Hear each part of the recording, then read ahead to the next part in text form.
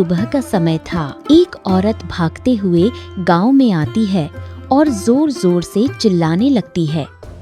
अरे क्या कर रही हो? तुम लोग जल्दी जल्दी घर में जाओ। अरे वो बूढ़ा व्यक्ति फिर से हमारे गांव में आ रहा है। पता नहीं अब क्या प्रलय लाएगा। ये तुम क्या कह रही हो?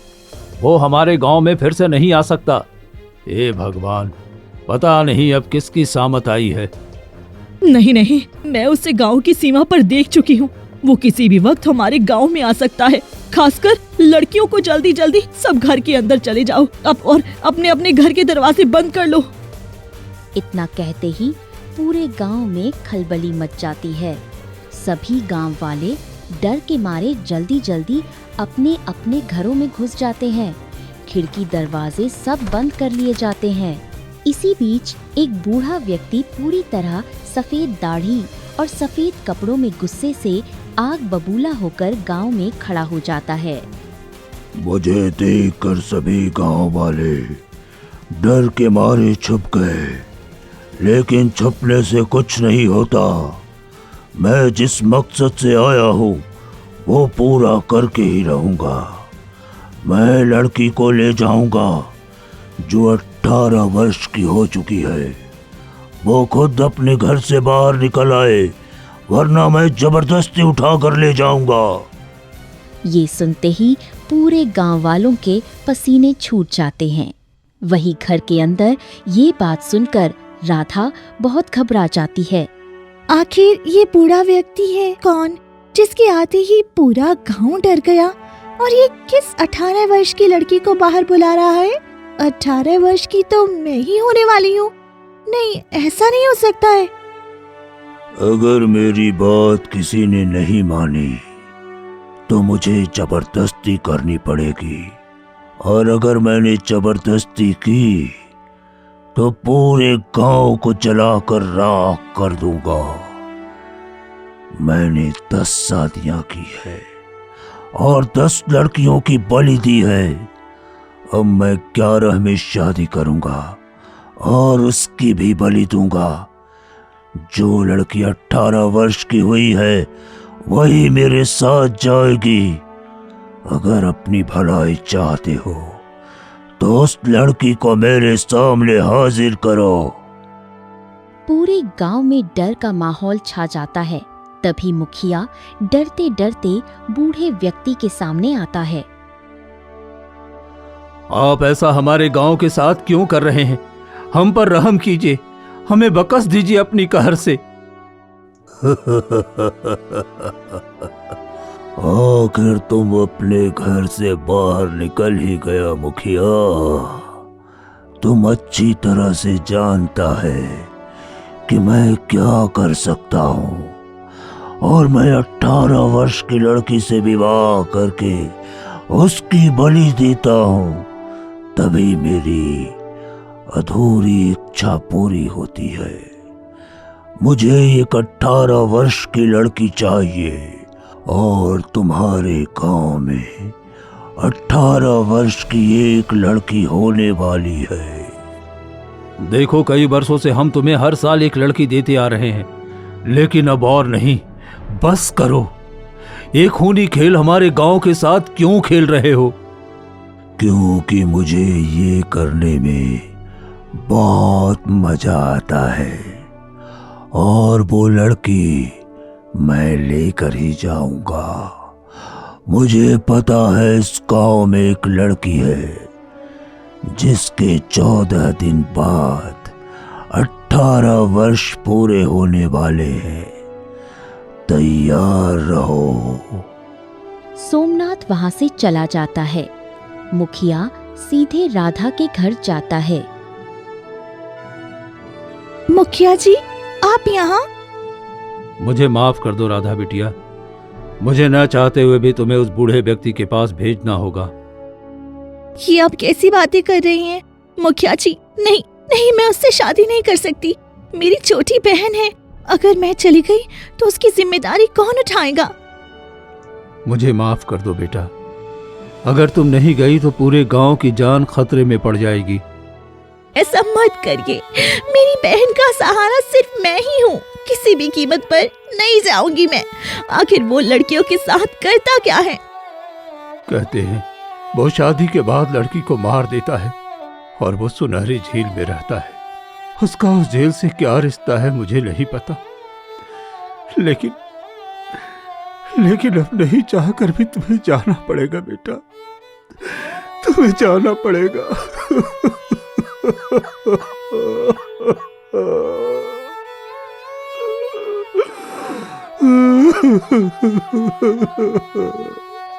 मुखिया रोते हुए चला जाता है। ये क्या हो रहा है? कुछ भी हो जाए, मैं अपनी बहन को छोड़कर नहीं जाऊंगी और ना ही उस बूढ़े व्यक्ति से शादी करूंगी। कुछ दिन बीत जाते हैं। एक दिन राधा जंगल से लकड़ियां लेकर लौट रही होती है। तभी सोमनाथ उसके सामने आकर खड़ा हो जाता है। तुम कौन हो और मेरे रास्ते में क्यों खड़े हो? मैं वही हूँ जो तुम्हारे गांव में शादी की बात कर रहा था, और तुम ही वो लड़की हो जो 18 वर्ष की होने वाली है। अब तुम्हें मुझसे शादी करनी होगी और मेरे साथ रहस्यमयी झील पर चलना होगा, और अगले ही दिन तुम्हारी बलि दी जाएगी। तुम ऐसा क्यों कर रहे हो? मुझे छोड़ दो। मैंने तुम्हारा क्या बिगाड़ा है? अगर मैं चली गई तो मेरी बहन अकेली रह जाएगी। मैं तुम्हें जबरदस्ती नहीं ले जाऊंगा। तुम अपनी मर्जी से रहस्यमयी झील पर आओगी, क्योंकि जबरदस्ती की शादी का कोई मायने ही नहीं होगा मेरी पूजा में। नहीं, मैं मर जाऊंगी लेकिन अपनी मर्जी से कभी नहीं आऊंगी। तुम्हें आना ही पड़ेगा।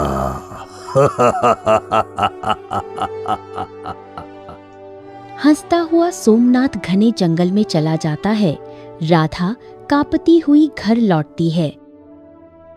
दीदी, क्या हुआ? आप बहुत घबराई हुई लग रही हो।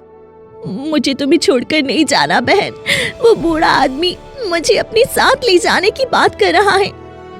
दीदी, आप खामखा डर रही हो। ऐसा कुछ नहीं होता।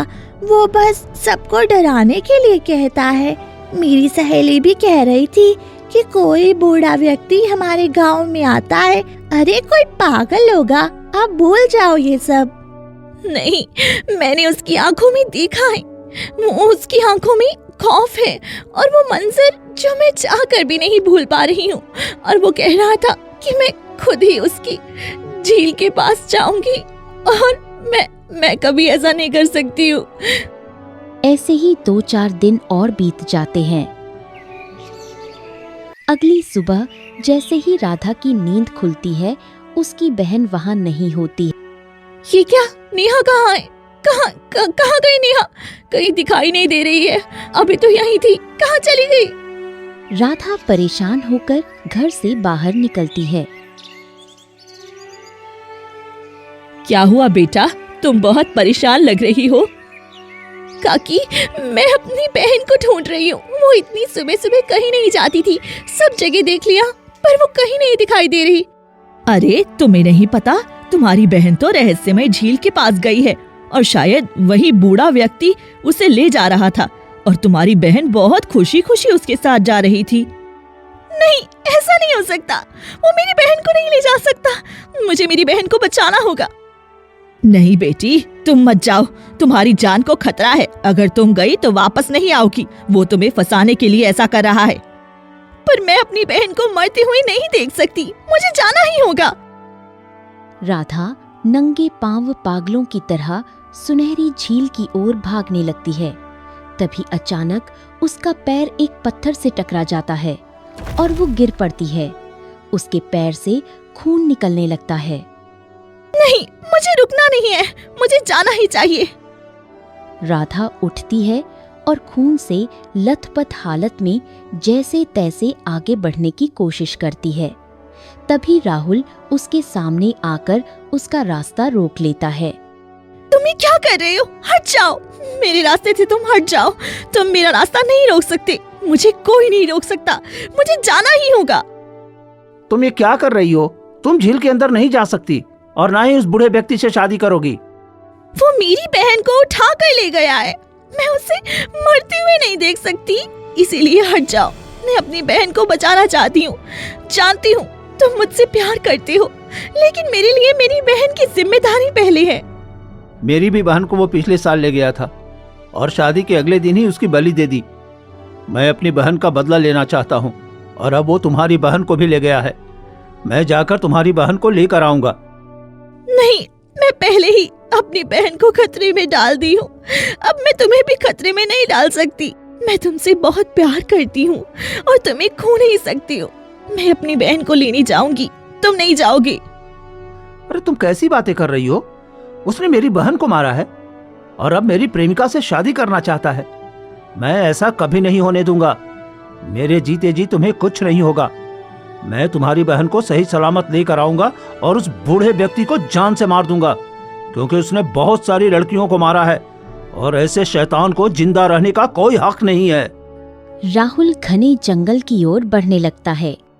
नहीं राहुल, रुक जाओ, भगवान के लिए रुक जाओ।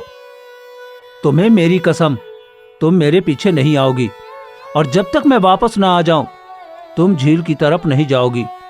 तुम्हें 18 वर्ष पूरे होने में अभी 1 सप्ताह बाकी है, इसलिए तुम नहीं जाओगी। राहुल आगे बढ़ जाता है। राधा रोती हुई अपने गांव वापस आने लगती है। तभी एक पागल औरत उसका रास्ता रोक लेती है। आ गई ना, आ गई ना, मैं जानती थी तुम आओगी।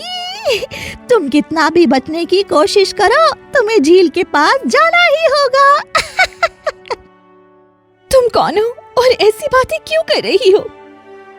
क्योंकि मैं ही वो औरत हूँ जिसकी 18 साल की बेटियों को उसी ने शादी करके मार डाला। अभी तू भी मरेगी। तू भी कैसे जिंदा रह सकती है? हंसते हुए पागल औरत जंगल की ओर चली जाती है। राधा फूट फूट कर रोने लगती है। उस औरत की हालत देखो, उस बूढ़े व्यक्ति ने इंसानियत नाम की कोई चीज ही नहीं छोड़ी है। उसकी 2 बेटियों को मार डाला, बेचारी पागल हो गई है। कितना निर्दयी होगा वो। राधा परेशान होकर घर आ जाती है। 2-3 दिन बीत जाते हैं, लेकिन राहुल वापस नहीं आता है। इतने दिन हो गए हैं ना, राहुल का पता चला है ना मेरी बहन का। अब मुझे जाना ही होगा, नहीं तो वो दोनों को मार देगा। राधा घर से निकलती है। तभी घर के सामने खून से सने कपड़े पड़े दिखाई देते हैं। ये क्या? ये दुपट्टा तो मेरी बहन नेहा का है और ये राहुल की शर्ट, उसने दोनों को मार डाला। मैं उसे जिंदा नहीं छोड़ूंगी। उसने मेरी बहन और मेरे प्रेमी को नुकसान पहुंचाया है। राधा रोती हुई आगे बढ़ती है। तभी मुखिया सामने आ जाता है। बेटी, हम तुम्हारे साथ हैं, लेकिन हमें माफ कर दो। हम चाह कर भी तुझे नहीं बचा सकते। ये हमारे गांव का सबसे भयानक सच है। पता नहीं और कितनों को अपने अंदर समाएगा। सभी गांव वाले खड़े रहते हैं। सबकी आंखों से आंसू गिरते हैं। राधा सबको देखती है और आगे बढ़ जाती है। घने जंगल से होते हुए वो झील के पास पहुंच जाती है। देखो, मैं आ गई। अब बताओ, मेरी बहन और मेरे प्रेमी के साथ तुमने क्या किया? सामने आओ, मुझे तुमसे बात करना है। अचानक तेज रोशनी फैलती है और सोमनाथ बाहर आ जाता है।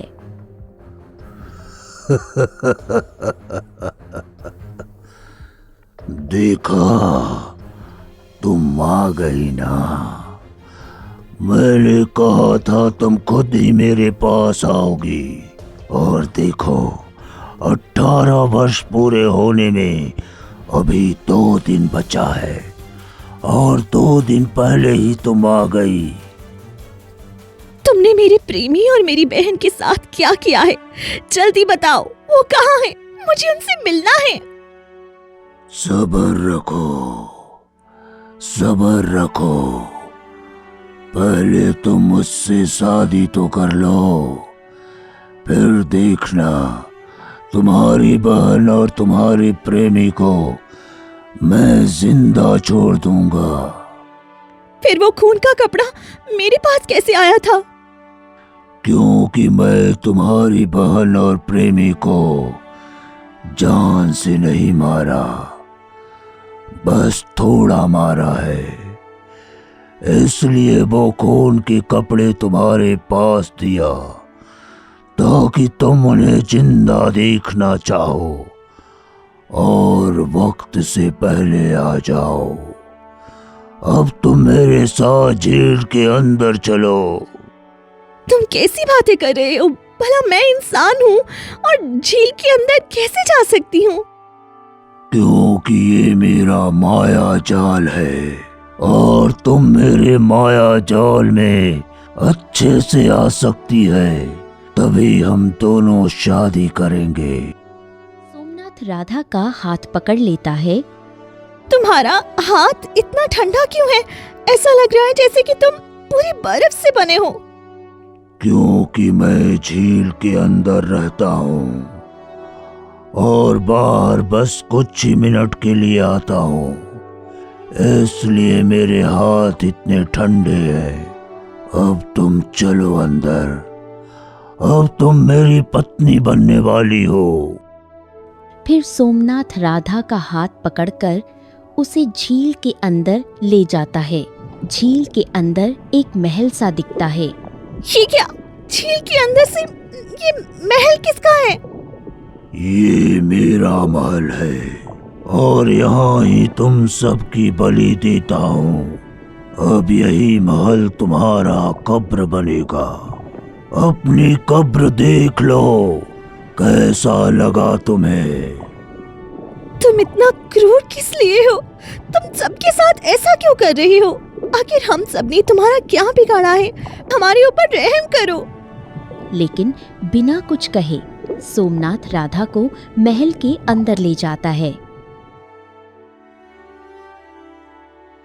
देखो, मैं तुमसे शादी करने के लिए तैयार हूँ।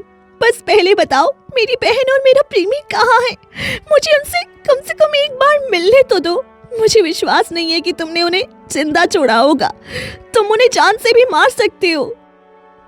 अरे नहीं, मैं ऐसे बेवजह नहीं मारता। अगर तुम्हें मारूंगा तो मेरा मकसद पूरा होगा। वो सब तो मेरे मोहरे हैं। तुम जैसी लड़कियों को सही वक्त पर झील में लाने के लिए अगर तुम जिद करती हो तो मैं तुम्हें दिखा देता हूँ। फिर सोमनाथ राधा को एक कमरे में ले जाता है, जहां कमरे में नेहा और राहुल दोनों खून से लथपथ और खंभे से बंधे होते हैं। राधा, राधा तुम यहाँ क्या कर रही हो? अरे चली जाओ यहाँ से। मैंने तुम्हें मना किया था ना कि चाहे कुछ भी हो जाए तुम यहाँ नहीं आओगी। दीदी, तुम क्यों आई हो? ये राक्षस है। तुम यहाँ क्यों आई हो?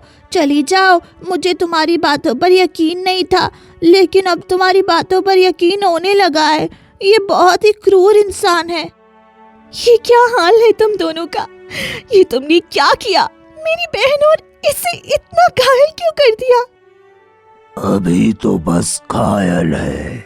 अगर तुमने मुझसे शादी नहीं की तो इसकी अर्थ ही देखोगी। मैं तुमसे शादी करने के लिए तैयार हूँ। तुम मेरी प्रेमी और मेरी बहन को जाने दो। तुम मुझे मूर्ख समझती हो क्या? मैं इसे जाने दूंगा और फिर तुम मुझे धोखा देकर चली जाओगी। ऐसा नहीं होगा। अब बस 2 दिन तुम यहीं रहोगी, उसके बाद शादी होगी। तब तक ये दोनों खंभे में बंधे रहेंगे। 2 दिन बीत जाते हैं। तीसरे दिन शादी की धूमधाम से तैयारी होती है। सोमनाथ तैयार होकर शादी के मंडप में बैठता है। देखो, मैं तुमसे शादी करने के लिए तैयार हूँ। अब मैं झूठ नहीं बोल रही। अब सच बताओ, तुम इतना क्रूरता क्यों दिखाते हो? तुम कोई छोटा मकसद के लिए तो यहाँ पर इतना बड़ा अत्याचार नहीं कर रहे हो। आखिर क्या रहस्य है? तुम सभी लड़कियों को मारकर झील में क्यों रखते हो और क्यों सबसे शादी करना चाहते हो? तुम्हारी उम्र तो 200 साल से ज्यादा लग रही है और मेरी उम्र मात्र 18 साल। ये नाइंसाफी नहीं है? हाँ, तुम ठीक कह रही हो। 10 लड़कियों से शादी की है और बलि भी दी है, और तुम्हारी बलि के बाद मेरी शक्तियां बढ़ जाएंगी। लेकिन मुझे ये शक्ति पाने के लिए तुम्हारी जैसी लड़कियों की बलि देनी ही होगी। तुम झूठ बोल रहे हो। तुम्हारे अंदर कोई रहस्य है जो तुम छुपा रहे हो। देखो, मैं तुमसे शादी करने के लिए तैयार हूँ, लेकिन मरने से पहले सभी की आखिरी इच्छा पूरी होती है। तो मैं शादी के बाद वैसे भी तुम्हारे साथ नहीं रह सकती। मैं जान से मर जाऊंगी, लेकिन मरने से पहले मेरी अंतिम इच्छा पूरी तो कर दो। तुम हमारे गांव वालों से ये दुश्मनी क्यों ले रहे हो? सभी गांव वाले तुमसे डरते क्यों हैं? और ऐसा करने से तुम्हारा मकसद क्या है? देखो, तुम थोड़ी देर में मेरी पत्नी बनने वाली हो। इसके बाद इस दुनिया को छोड़कर जाने वाली हो, इसलिए आखिरी इच्छा पूरी करनी ही चाहिए। ठीक है, मैं जानबूझकर ऐसा नहीं कर रहा। इसके पीछे मेरी भी एक दर्द भरी कहानी है। मैं भी तुम्हारी तरह एक आम इंसान था। अपने गांव का सबसे सुंदर लड़का। मेरे माता पिता नहीं थे। मेरे माँ के 2 बेटे थे और वो हमेशा बड़े बेटे और मेरी बहन से प्यार करती थी, जबकि मुझे नफरत मिली क्योंकि मेरी सुंदरता ही मेरी दुश्मन बन गई।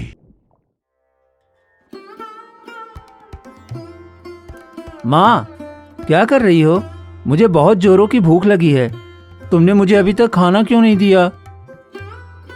अरे दिन ब दिन खाता रहता है। अरे थोड़ा तो सब्र कर ले। देख, मेरा बेटा काम करने जा रहा है, पहले उसे खाने दे, उसके बाद तुम्हें खाना मिलेगा। तुम कैसी बातें कर रही हो माँ? मैं भी तो तुम्हारा बेटा हूँ। अरे मैं भी काम करने जाऊंगा, पर पहले कुछ खाने को तो दे दो।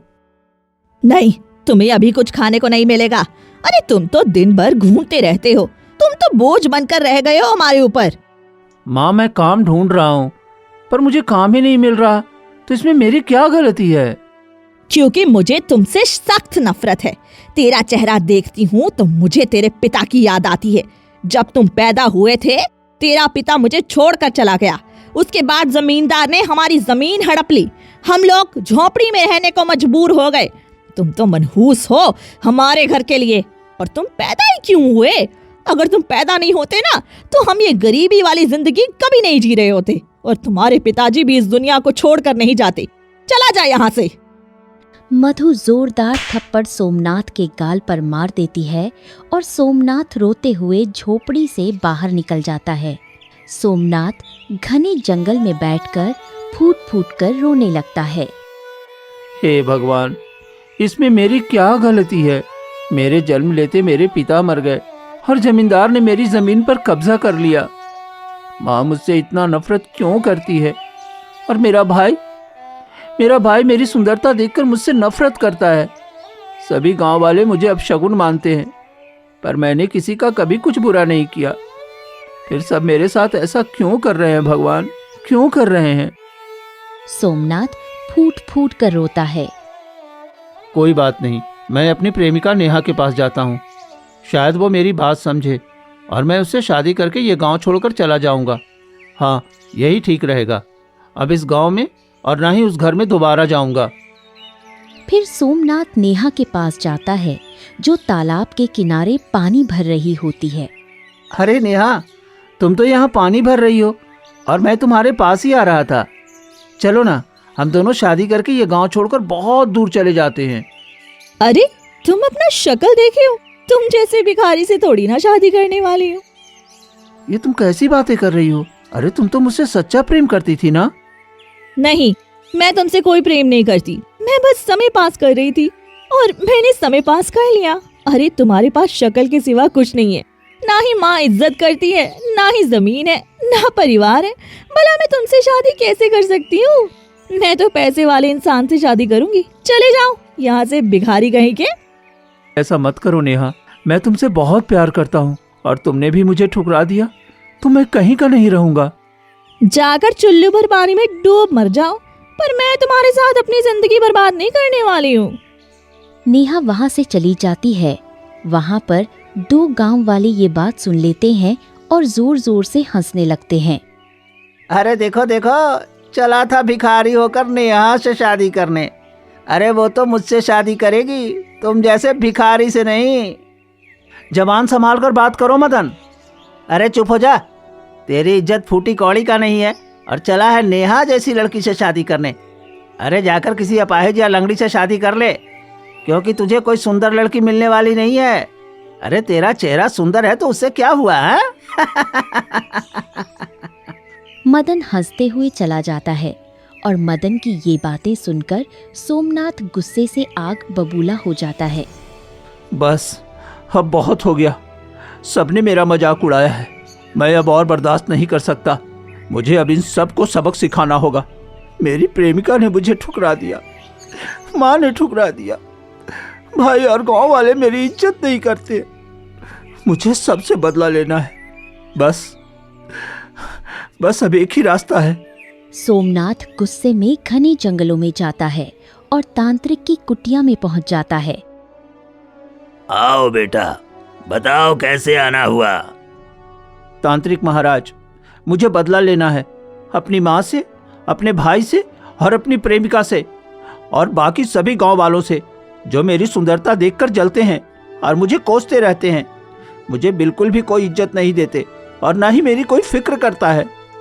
तुम्हारे साथ पूरे गांव वाले बहुत गलत कर रहे हैं, लेकिन तुम उनके साथ इतना गलत करना क्यों चाहते हो? क्योंकि जो मुझे प्रेम नहीं करते, मैं भी उनसे प्रेम नहीं करता।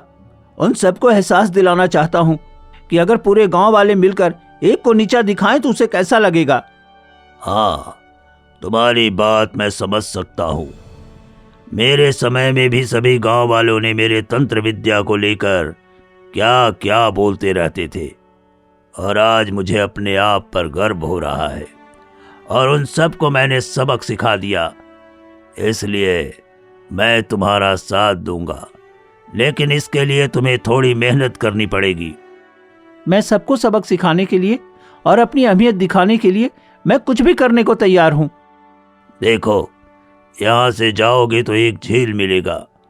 उस झील के अंदर जल समाधि लेना होगा, वो भी कम से कम 10 दिनों के लिए, और घोर तपस्या करनी होगी। तभी तुम्हें वहाँ पर ऐसी शक्ति मिलेगी जिससे पूरे गांव को नष्ट कर सकते हो, लेकिन 10 दिनों तक ही करोगे। उससे पहले अगर तुमने कुछ ज्यादा शक्ति मांगी तो बुरा प्रभाव पड़ेगा। ठीक है, मैं करने के लिए तैयार हूँ। तभी तांत्रिक अपनी झोली से एक सेब देता है। ये लो, 10 दिनों तक तुम यही सेब खाओ, क्योंकि ये कोई साधारण फल नहीं है। यह अघोरी की समाधि पर उगा पेड़ का सेब है। इसके अंदर अघोर तंत्र विद्या का ज्ञान है। इसे थोड़ा थोड़ा 10 दिनों तक खाना, क्योंकि एक ही बार इसको खाया तो इसका बुरा प्रभाव पड़ेगा। ठीक है, मैं पूरा ध्यान रखूंगा। फिर सोमनाथ झील के अंदर जाकर जल समाधि ले लेता है और रोज सेब खाना शुरू कर देता है। 7 दिन बीत जाते हैं। अरे 7 दिन से ये जल समाधि कर रहा हूँ और सेव भी लगभग खत्म होने वाला है। आज ही सारा सेव खाकर पूरी शक्ति प्राप्त करता हूँ। हाँ, यही ठीक रहेगा। सोमनाथ पूरा सेब खा लेता है। तभी तेज रोशनी होती है और उसका जवान शरीर बूढ़े के रूप में बदल जाता है और सफेद दाढ़ी, सफेद बाल और सफेद कपड़ों में हो जाता है। ये क्या? मैं इतना जवान और सुंदर था, मैं इतना बूढ़ा कैसे हो गया? ये क्या हुआ? मुझे तांत्रिक महाराज के पास जाना होगा। सोमनाथ तांत्रिक के पास जाता है। ये तुमने क्या कर लिया? तांत्रिक महाराज, मैं 7 दिनों तक थोड़ा थोड़ा खाया था और सोचा कि अब इंतजार क्यों करूं, एक ही बार सारा खा लूं। सारी शक्तियां मिल जाएगी तो मैं बदला ले लूंगा। ये तुमने क्या कर लिया? सब चीज का अपना समय होता है और तूने समय से पहले शक्ति प्राप्त करने की कोशिश की, इसलिए बुरा प्रभाव हुआ। अब तुम बूढ़े के रूप में बदल गए हो, अब फिर से जवान नहीं हो सकते। नहीं, ऐसा मत करो। मैं उन सब से बदला लिए बिना बूढ़ा नहीं हो सकता। मैं मरना नहीं चाहता, मैं उन सब से बदला लेना चाहता हूँ। ठीक है, मेरे पास इतनी शक्ति नहीं है कि मैं तुम्हें ठीक कर सकूं और फिर से जवान कर सकूं, लेकिन इसके लिए तुम्हें 11 लड़कियों से शादी करना होगा जो 18 वर्ष की पूरी होने वाली होगी और उन्हें बलि देना होगा। फिर मेरी शक्तियाँ ठीक होंगी और फिर तुम्हें सारी शक्तियाँ मिल जाएंगी। तब तक तुम अपने गांव और अपने परिवार से बदला ले सकते हो। ठीक है, लेकिन मैं इस रूप में कहाँ रहूंगा? कोई मुझे अपनाएगा नहीं। तुमने जल समाधि ली है, इसलिए तुम झील में रहोगे और 18 वर्ष की लड़कियों के पूरे होने पर कुछ मिनट के लिए बाहर आकर उनसे बात करोगे और फिर वापस झील में चले जाओगे। ठीक है, मैं ये जरूर करूंगा। तब से मैं इसी झील में रह रहा हूँ और मैं 10 लड़कियों की बलि देकर अपनी शक्तियाँ प्राप्त कर रहा हूँ, और जैसे ही मैं तुमसे शादी करूँगा ये शक्ति प्राप्त कर लूँगा और मैं इस झील का राजा बन जाऊँगा। फिर अपनी माँ, अपने भाई और पूरे गांव वालों से चुन चुन कर बदला लूँगा।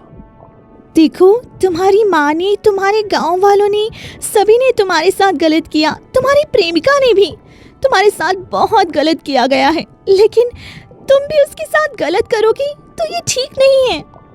तुम कैसी बातें कर रही हो?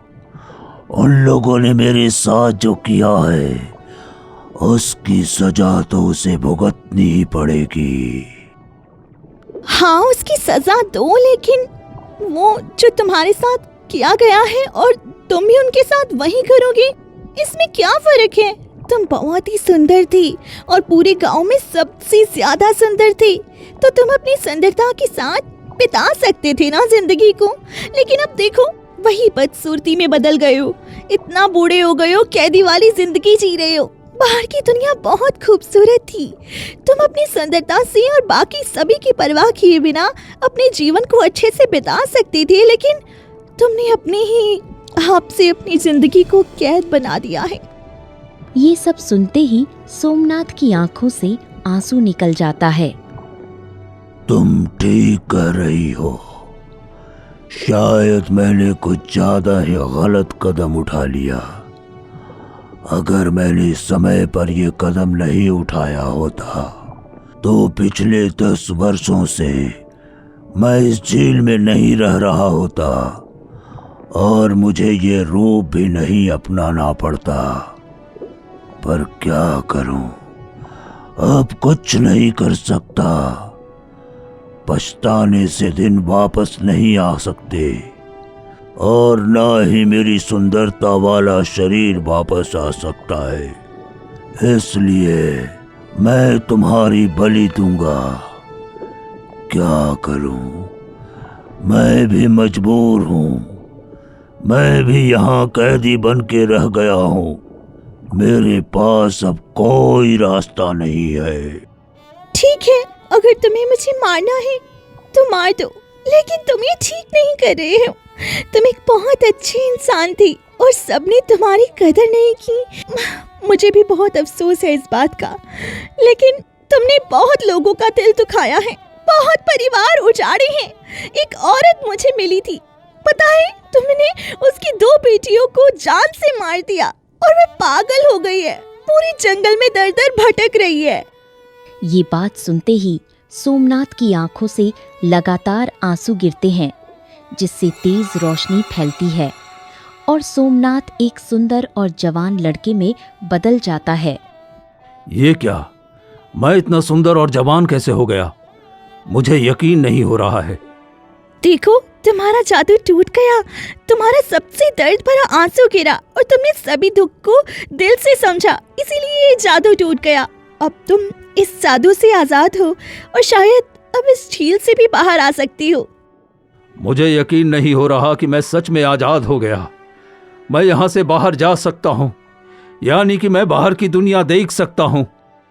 इतने में ही तेज रोशनी फैलती है और राधा, सोमनाथ, राहुल और नेहा चारों झील के बाहर आ जाते हैं। ये तो सच में तुमने मुझे झील से आजाद कर दिया। वो माया महल मुझे कैद करके रख रहा था और तुमने मुझे आजाद कर दिया, यानी कि मैं अब उस जादू से आजाद हो गया। हाँ, तुम अब आजाद हो, इसीलिए तुम अब एक अच्छी जीवन को जी सकते हो और गांव वालों से जाकर सारी सच्चाई बता सकते हो। अच्छा, तो यही बूढ़ा व्यक्ति था जो हमें इतना दुख दे रहा था। मैं तो इसे जिंदा नहीं छोड़ूंगा। रुक जाओ, तुम ऐसा मत करो। इसने भी जो किया वो मजबूरी में किया, लेकिन अब वे बदल चुका है। हाँ, मैंने बहुत बड़ा अपराध किया है जिसकी माफी तो नहीं है, लेकिन फिर भी तुम सबसे माफी मांगता हूँ। मुझे माफ कर दो। मुझे ऐसा नहीं करना चाहिए था। मैंने 10 परिवार की खुशियां उजाड़ दी, 10 लड़कियों को बर्बाद कर दिया। इतना बड़ा अपराध लेकर मैं पूरा जीवन कैसे बिताऊंगा, मुझे भी समझ में नहीं आ रहा है। तुम मेरे साथ गांव वालों के पास चलो। गांव वाले तुम्हें अपनाएंगे और तुम्हें अपनी दशा समझा पाएंगे। नहीं, मैं गांव नहीं जा सकता और उन लोगों से आंखें कभी नहीं मिला सकता, क्योंकि उनके साथ मैंने बहुत अन्याय किया है। मैं अनजाने में ही सही, पर 10 लड़कियों की हत्या कर दी और इतने बड़े पाप के बोझ तले पूरा जीवन कैसे बिताऊं। गांव नहीं जाऊंगा, घने जंगलों में भटकते हुए पाप का प्रायश्चित करता रहूंगा। हाँ, तुम ठीक कह रहे हो, क्योंकि तुमने जो पाप किया है, मेरी बहन को भी तुमने मारा है। मुझे तुम्हें जिंदा देखकर बर्दाश्त नहीं हो रहा, लेकिन तुम्हारी वो हालत और ये हालत देखकर मुझे भी बहुत दया आ रही है। इसलिए चले जाओ और आज के बाद कभी अपना चेहरा मत दिखाना। सोमनाथ रोते हुए घने जंगलों में चल दिया अपनी पछतावे के साथ। अब चलो, गांव में जाकर हम ये बात सभी गांव वालों को बताएंगे, ताकि सभी गांव वाले 10 सालों के डर से आजाद हो सकें। हाँ हाँ, चलो चलते हैं। फिर राधा, नेहा और रवि तीनों वहां से निकल पड़ते हैं और गांव के चौपाल पर आते हैं। ये क्या राधा बेटी, तुम ठीक हो? ऐसा कैसे हो सकता है? तुम्हारी तो 18 वर्ष आज पूरे हो गए और वो बूढ़ा व्यक्ति तुम्हें मार नहीं पाया, तुमसे शादी नहीं की। ये क्या हो रहा है? कहीं वो हमारे गांव पर कहर बनकर नहीं बरसे। मुखिया जी, अब भी ऐसा कभी नहीं करेगा। हमारे गांव से अब ये एक भी लड़की नहीं मारेगा, क्योंकि इस पर जो भी बुरी शक्ति थी वो खत्म हो चुकी है और वो अपनी अपराध के लिए शर्मिंदा है और सजा भुगत चुका है। क्या सच में तुमने ये कर दिखाया बेटी? तुमने हमारे गांव पर 10 सालों का डर खत्म कर दिया। तुम सच में हमारे लिए देवी हो। तुमने हम सबकी बेटियों की रक्षा की है। सच में तुमने कमाल कर दिया बेटा। तुमने हम सबकी बेटी की जान बचा ली, नहीं तो पता नहीं वो और कितनों की जान ले लेता। हाँ पिताजी, और इसकी वजह से हमारी बहन का भी बदला पूरा हो गया। हाँ बेटा, अब मैं बहुत खुश हूं कि हमारी बेटी का हत्यारा अब इस गांव से चला गया। और पिताजी, मैं राधा से बहुत प्रेम करता हूँ और इससे शादी करना चाहता हूँ। ये बहुत खुशी की बात है, क्योंकि इसने पूरे गांव की बेटी की रक्षा की है। तो मैं तुम दोनों की शादी खुशीपूर्वक करने के लिए तैयार हूँ। फिर कुछ दिनों में मुखिया अपने बेटे राहुल और राधा की धूमधाम से शादी कर देता है और दोनों फिर खुशीपूर्वक अपना जीवन जीने लगते हैं।